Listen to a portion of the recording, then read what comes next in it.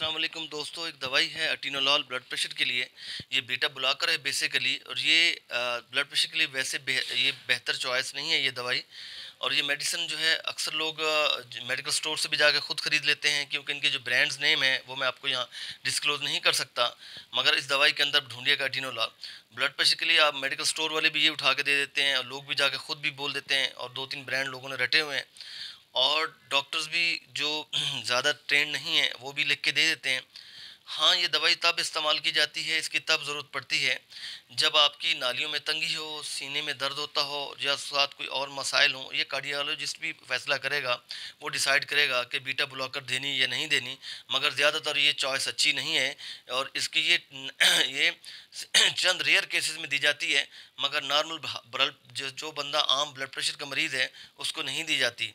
तो मेरी सब लोगों से दरख्वास्त है जो ब्लड प्रेशर के मरीज़ भी हैं, उनको उनको से भी दरख्वास्त है वो मेडिकल स्टोर से जाके ये अटीनोलॉल मालिक्यूल की दवाई ना ख़रीदें, अगर उनके साथ ये मसाइल नहीं हैं।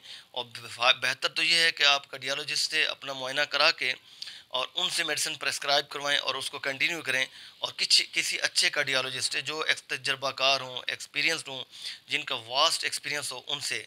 तो इस तरह मेडिकल स्टोर्स में जाके जो बच्चे खड़े होते हैं और जो दो दो दवाओं का ब्रांड नेम पढ़ना जानते हैं, और वो बस दे देते हैं, जी आंटी अंकल ये ले लीजिए, आपका बीपी नॉर्मल हो जाएगा।